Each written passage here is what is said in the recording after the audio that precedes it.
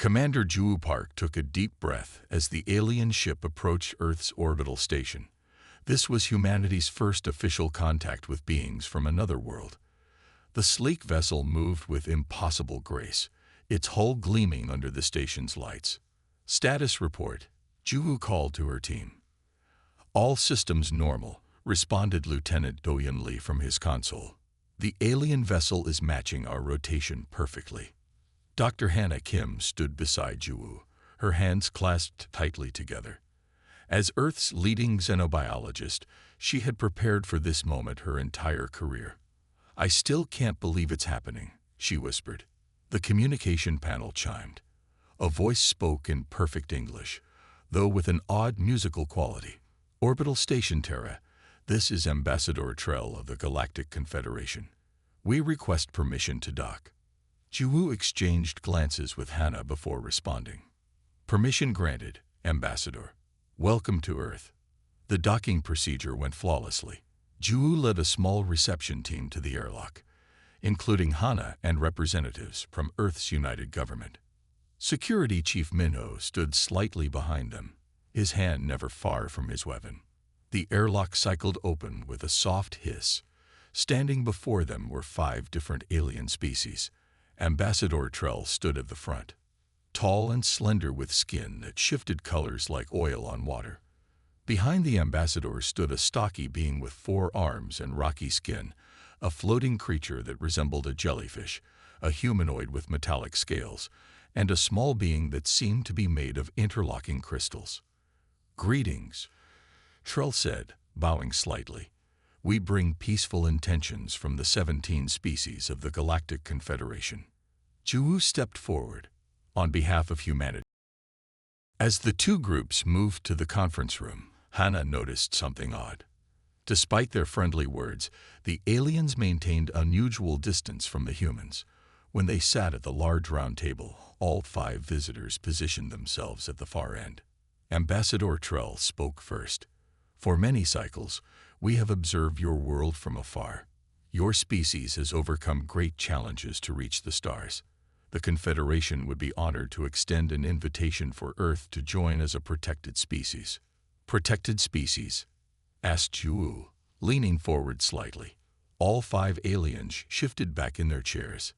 "Yes," Trell continued, skin rippling from blue to purple. "It is a position of honor. You would receive technological guidance, cultural exchange, and defensive protection." During the following hours, they discussed the basics of the arrangement. The Confederation would provide advanced technology in exchange for access to Earth's unique biological diversity. Humans would be allowed limited travel to certain Confederation worlds under supervision. Throughout the meeting, Hannah kept noticing strange behaviors. When Captain Minho accidentally dropped his tablet with a frustrated grunt, several aliens visibly flinched. When Juwu firmly disagreed with a proposed restriction, Trell's skin flashed a bright red before quickly returning to its normal state. During a short break, Hannah pulled Juwu aside. "Have you noticed how they react when anyone shows even mild frustration?"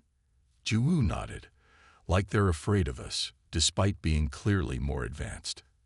"It doesn't make sense." When they returned to the table, Do Yun was engaged in a heated debate with the crystal being about data security protocols. His voice rose slightly as he made his point. All 5 aliens suddenly backed away from the table. The jellyfish-like creature actually floated higher toward the ceiling. "Is everything all right?" asked Hannah. Ambassador Trell's skin rippled in waves. "Yes, of course. We are merely adjusting to your unique presence." The meeting concluded with preliminary agreements. As the aliens prepared to return to their ship, Trell approached Juwu privately. "Commander, one small request. When we return tomorrow with the formal treaty, could you ensure your team maintains emotional composure?" Juwu frowned. "My team is perfectly professional, Ambassador."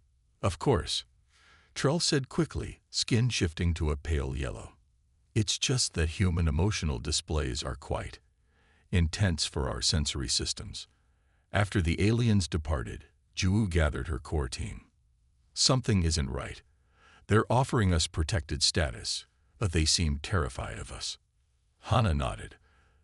They react most strongly to negative emotions. Even mild frustration seems to distress them.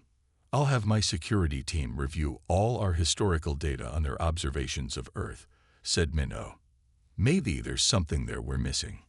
Do-Yun looked up from his tablet. Protected status sounds prestigious, but what if it's something else entirely?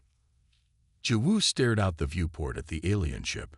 Whatever the Confederation's real reason for contacting us, I intend to find out before we sign anything. Something tells me there's much more to humanity's place in the galaxy than they're letting on. 6 months had passed since Earth joined the Galactic Confederation as a protected species. Humans now worked alongside aliens on the massive space station orbiting Earth. The station served as the headquarters for interspecies relations and technological exchange. Hannah Kim had been assigned to the Confederation's Biological Research Division. Late one night, she stayed behind after her alien colleagues had left. Something about their behavior continued to puzzle her. Whenever humans expressed strong emotions, especially negative ones, the aliens would react with fear or discomfort. Tonight she planned to access some classified files. Using the access codes she had carefully memorized from watching her supervisor, Hannah logged into the restricted section of the Confederation database. Let's see what they're hiding, she whispered to herself as she searched through file categories. Her eyes widened when she found a folder labeled Emotional Radiators. High Risk Assessment. Hannah clicked on the file. On the screen appeared detailed scans of human brains alongside energy field measurements. According to the data, humans unconsciously projected their emotions as measurable energy waves. The strongest projections occurred during anger, fear, and joy. She downloaded the files to her personal device and quickly contacted Commander Jiwoo Park. I need to see you immediately, she said, trying to keep her voice calm. It's about why the Confederation really wanted us. An hour later, Hannah met Jiwoo and engineer Min Ji-yoon in a secure room in the human quarters of the station. Look at this, Hannah said, displaying the files on a screen. The Confederation has been studying Earth for over 300 years. They classify us as emotion radiators, beings who project their feelings as energy. Jiwoo frowned. That doesn't sound so special. It is, Hannah explained. According to their records, most intelligent species evolved with minimal emotional states. They feel emotions internally only. But humans, she pulled up a comparison chart. Our emotions create actual energy fields that other species can physically feel. Minji studied the data. These measurements are incredible. When humans experience anger, the projections can travel for kilometers and cause physical pain to other species, Hannah added. Look at these medical reports. When exposed to human anger, many species experience symptoms similar to radiation sickness. Jiwoo's expression darkened. So that's why they flinch when we get upset. They're actually feeling it. Exactly, said Hannah. But there's more. She pulled up another file labeled Containment Strategies. They're afraid of us, Minji whispered as she read. The protected species status is partly a way to monitor us, Jiwoo finished. They're terrified of what might happen if humanity ever became truly angry on a global scale. Hannah nodded. According to their models, if all humans on Earth experienced focused rage simultaneously, the emotional projection could potentially disable Confederation ships in orbit and cause widespread physical distress among alien populations. Have we ever done this before? Yes, Hannah said quietly. During our world wars, the Confederation detected massive emotional surges that affected their monitoring vessels. They'd been watching us more closely ever since. Minji looked thoughtful. This explains their reaction when I lost my temper with that Dravian engineer last week. He actually had to go to medical. We need to keep this quiet for now, Jiwoo decided. If the Confederation realizes we know, they might change their approach toward Earth. As they discussed their next steps, an emergency alert sounded throughout the station. They rushed to the command center where screens showed a diplomatic crisis unfolding. A human mining colony on a distant moon had been denied emergency supplies by Confederation authorities. On the main screen, the colony leader shouted at the Confederation representative. With each angry word, the alien seemed to physically recoil in pain. "Look at that reaction," whispered Minji. "It's just one angry human." A stern-looking alien official approached them. "Commander Park, please control your colonist. His emotional projection is causing distress." Juwu narrowed her eyes. Perhaps if you hadn't denied them critical supplies, he wouldn't be upset. The official stepped back, clearly uncomfortable. "The supplies will be authorized immediately. Please, calm your people." After resolving the crisis, Juwu gathered her. "We need to understand this ability better," she said firmly. "And we need to know if the Confederation has other secrets about humanity." Hana nodded. "I'll continue accessing their restricted files, and I'll establish a secure communication channel with Earth's government," added Minji. "They need to know what we're dealing with." Juwu looked through the window at the stars. "For centuries, we thought we were alone in the universe. Now we discover that the galaxy has been watching us, afraid of what we might do if provoked."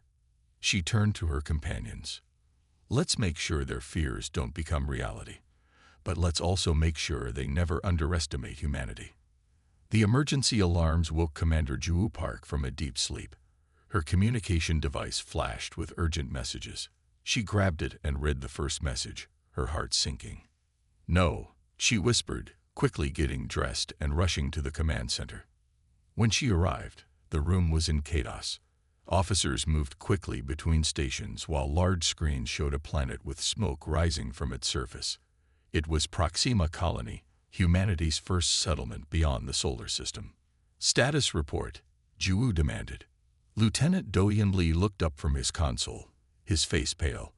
"We lost contact with Proxima Colony 3 hours ago. Last transmission reported severe seismic activity across the main settlement. All 5,000 colonists are presumed dead." Juwu steadied herself against a console. "Natural disaster. That's what the Confederation is claiming," said a voice behind her. Juwu turned to see Engineer Minji Yoon holding the data tablet. "But I don't think so." Minji pulled up seismic readings on the main screen. "I've been monitoring Proxima since we discovered the truth about our protected status. These are not natural earthquake patterns." Dr. Hannah Kim joined them, studying the data. "She's right. These wave patterns are too regular." "What are you suggesting?" "Someone attacked our colony," Minji said firmly, "and made it look like a natural disaster." Over the next 12 hours, they gathered evidence.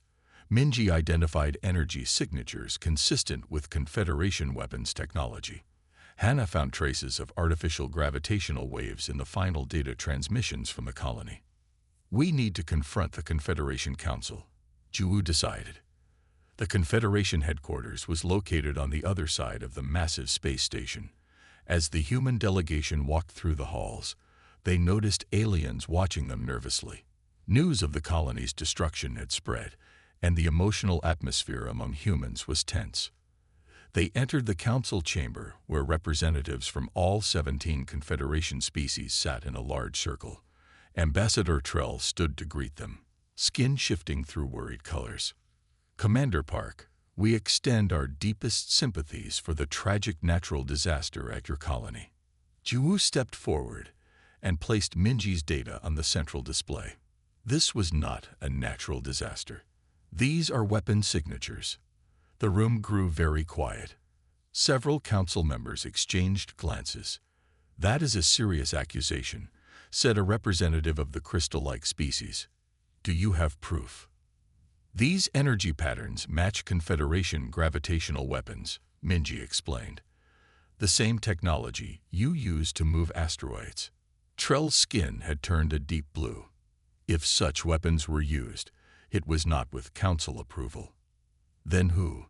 demanded Juwu. "Who among you believes they have the right to murder 5,000 innocent humans?" No one answered. The silence was admission enough. "We know about the faction called the Purifiers," Hannah said. those who believe humans are too dangerous to exist in the galactic community. Several council members shifted uncomfortably. One rose to leave. "Stay where you are," Juwu commanded with such force that everyone in the room froze. 5,000 human lives deserve answers. A small alien with feathered skin spoke up. "Commander, please understand. There are those who fear your kind's emotional projections. When humans feel anger, many of our species experience physical pain. Some believe it is safer if humans remain contained. So they murdered our people." Juwu's voice rose. "To what end?" "To prove their point," Hannah realized aloud. "To show how dangerous human anger can be." As the news of the Council's undirected mission spread across Earth and its remaining colonies, something unprecedented began to happen. Billions of humans simultaneously experienced intense, focused anger. Not the chaotic rage of war, but a unified emotional response to the unjust deaths of their people. Across the galaxy, millions of aliens suddenly collapsed in pain as humanity's collective anger swept outward like a massive wave. Ships lost power. Communication systems failed. On hundreds of worlds, medical facilities were overwhelmed with patients experiencing severe physical distress. Back on the station, most of the council members lay on the floor, unable to stand under the weight of human emotion. Only Trell remained upright, though clearly suffering. This is what we feared." "Someone attacked our colony," Minji said firmly, "and made it look like a natural disaster." Over the next 12 hours, they gathered evidence. Minji identified energy signatures consistent with Confederation weapons technology. Hannah found traces of artificial gravitational waves in the final data transmissions from the colony. "We need to confront the Confederation Council," Juwu decided. The Confederation headquarters was located on the other side of the massive space station. As the human delegation walked through the halls, they noticed aliens watching them nervously. News of the colony's destruction had spread, and the emotional atmosphere among humans was tense. They entered the council chamber, where representatives from all 17 Confederation species sat in a large circle. Ambassador Trell stood to greet them, skin shifting through worried colors. "Commander Park, we extend our deepest sympathies for the tragic natural disaster at your colony." Juwu stepped forward and placed Minji's data on the central display. "This was not a natural disaster. These are weapon signatures." The room grew very quiet. Several council members exchanged glances. "That is a serious accusation," said a representative of the crystal-like species. "Do you have proof?" "These energy patterns match Confederation gravitational weapons," Minji explained. "The same technology you use to move asteroids." Trell's skin had turned a deep blue. If such weapons were used, it was not with council approval. "Then who?" demanded Juwu. "Who among you believes they have the right to murder 5,000 innocent humans?" No one answered. The silence was admission enough. "We know about the faction called the Purifiers," Hannah said. "Those who believe humans are too dangerous to exist in the galactic community." Several council members shifted uncomfortably. One rose to leave. "Stay where you are," Juwu commanded with such force that everyone in the room froze. 5,000 human lives deserve answers. A small alien with feathered skin spoke up. "Commander, please understand. There are those who fear your kind's emotional projections. When humans feel anger, many of our species experience physical pain. Some believe it is safer if humans remain contained. So they murdered our people." Juwu's voice rose. "To what end?" "To prove their point," Hannah realized aloud. "To show how dangerous human anger can be." As the news of the Council's undirected mission spread across Earth and its remaining colonies, something unprecedented began to happen. Billions of humans simultaneously experienced intense, focused anger. Not the chaotic rage of war, but a unified emotional response to the unjust deaths of their people. Across the galaxy, millions of aliens suddenly collapsed in pain as humanity's collective anger swept outward like a massive wave. Ships lost power. communication systems failed. On hundreds of worlds, medical facilities were overwhelmed with patients experiencing severe physical distress. Back on the station, most of the council members lay on the floor, unable to stand under the weight of human emotion. Only Trell remained upright, though clearly suffering. This is what we feared. Jiwoo stood in the center of the chamber, feeling the power of humanity's united emotional state flowing through her. "You should have feared what would happen if you attacked us," she said quietly. "The universe shudders when humans get angry." As the emotional wave continued to spread across Confederation space, Jiwoo knew that everything had changed. Humanity would never again be seen as just a protected species. They had become something the galaxy had never encountered before, a force of nature when united in purpose. "Now," she said to the suffering council, "let's discuss justice for Proxima Colony." One message remaining until 2:00 a.m. 3 days after the Proxima Colony disaster, Earth's Emergency Council gathered in an underground facility. The room buzzed with tension as Commander Jiwoo Park entered with Dr. Hannah Kim and Engineer Min Ji-yoon. They were joined by Taewoo Kang, Earth's top tactical expert who had been studying Confederation technology. "The situation is critical," Jiwoo began. "Our emotional outburst affected every Confederation world. We've proven we're not just a minor species to be protected or controlled." Hannah pulled up images showing aliens in medical facilities across the galaxy. The wave of human anger caused physical symptoms in most alien species. Some are still recovering. "And now the Confederation is splitting into factions over how to handle us," added Minji. "Some want partnership, others want us eliminated before we can do more damage."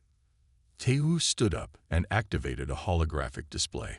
"My team has detected unusual ship movements near Jupiter. We believe a fleet is gathering there, likely the Purifiers preparing for a direct assault on Earth." "How much time do we have?" asked Jiwoo. 3 days, maybe 4, Taewoo replied. "Their weapons could kill billions." Hannah cleared her throat. "I think I understand our emotional projection ability better now. It's not just a weapon. It might be our salvation." She displayed brain scans of several human volunteers. "Look at these patterns. When humans feel strong emotions, we generate actual energy fields. But the type of emotion matters. Anger creates chaotic waves that disrupt biological systems in other species, but other emotions create different patterns." "What are you suggesting?" Jiwoo asked. "I think we can channel our emotional energy constructively," Hannah explained. "Not just as a weapon, but as a shield or even a communication tool." Over the next 2 days, they conducted experiments with volunteers. They discovered that focused human determination created steady energy waves that could interfere with certain technologies without harming living beings. "It's like a focused EMP that only affects specific systems," Minji said excitedly as they watched a test disable a communications array. "If we could coordinate enough humans, we might be able to disable an attacking fleet without killing anyone." "But how do we coordinate the emotions of billions of people?" asked Taewoo. Jiwoo looked thoughtful. "The same way we accidentally did after Proxima, through shared purpose. We need to help humanity understand what's at stake." They worked through the night, preparing a plan. Earth's global communication network would broadcast specific mental exercises designed to channel human emotion in a controlled way. Special satellites would amplify the resulting energy waves toward the approaching fleet. On the morning of the 3rd day, Taewoo rushed into the command center. "The fleet is moving. Over 200 ships have left Jupiter's orbit and are heading toward Earth. They'll be in weapons range in 6 hours." Jiwoo nodded grimly. "Launch the satellites. Begin the global broadcast." Across Earth, people gathered around screens as Hannah explained their unique ability and guided them through focusing exercises. "Humanity is not defined by anger alone," she told billions of viewers. "We feel determination, resolve, and the will to protect what we love. Today, we need that power. In homes, schools, and public spaces, Humans of all ages practiced focusing their emotions not on rage, but on steady, protective determination. In orbit, the alien fleet approached. Their weapons powered up, ready to end what they saw as the human threat once and for all. Minji monitored the energy readings from her station. The emotional field is building, but it's not strong enough yet. We need more focus. Jiwoo made a decision. She took over the broadcast. People of Earth, think of those you love. Think of what we have built together. Feel your determination to protect it all. Not with hate, but with unwavering resolve. The readings. It's working, shouted Minji. The field is expanding toward the fleet. On their screens, they watched as the first wave of alien ships suddenly lost power. Their weapon systems went offline as the controlled human emotional energy interfered with their technology. The second wave is changing course, reported Taewoo. They're retreating. A cheer went up in the command center. Jiwoo smiled, but her expression quickly became serious again. This is just the beginning. The Confederation now knows we can defend ourselves, but we need a permanent solution. Hannah nodded. We need to show them that human emotions aren't just destructive. We need to demonstrate that we can use this ability to help and heal as well. First, said Jiwoo, looking at the disabled ships drifting in Earth's orbit, we have some visitors to talk to. It's time the galaxy understood exactly what humans are capable of when united in purpose. As the rescue teams prepared to board the alien vessels, Taewoo turned to Jiwoo. Do you think they'll be afraid of us now? Probably, she replied. But respect is a good place to start. In the quiet aftermath of their tumultuous journey, Alina and Marcus stood facing each other in the soft light of dawn. The mountain cabin, once a place of tension and secrets, now felt like a sanctuary of understanding. Their long and painful path had finally reached its resolution. Marcus broke the silence first, his voice gentle but firm. He spoke about the truth he had discovered about his family's hidden past, the complicated legacy of betrayal and survival that had haunted generations. Alina listened carefully, her eyes reflecting a mixture of compassion and relief. The documents they had uncovered during their dangerous expedition revealed a complex story of Marcus's grandfather, who had survived a war by making impossible choices. These choices had cast a long shadow over the family, creating wounds that seemed impossible to heal. But now, with everything finally brought into the light, there was a chance for genuine healing. Alina reached out and touched Marcus's hand. She understood now why he had been so driven, so obsessed with uncovering the truth. It wasn't just about solving a mystery. It was about understanding his own identity and finding peace with his family's complicated history. The journey had not been easy. They had faced dangerous people who wanted to keep old secrets buried. They had traveled through multiple countries, risked their lives, and confronted powerful individuals who preferred darkness to truth. But they had survived, and more importantly, they had succeeded. Marcus pulled out the last piece of evidence, a worn photograph that connected everything. It showed his grandfather standing with a group of resistance fighters, their faces marked by both courage and profound sadness. This single image represented more than just a moment in history. It represented the complexity of human survival. Alina realized that some stories are not about simple heroes and villains. Some stories are about people making impossible choices in impossible times, trying to survive and protect those they love.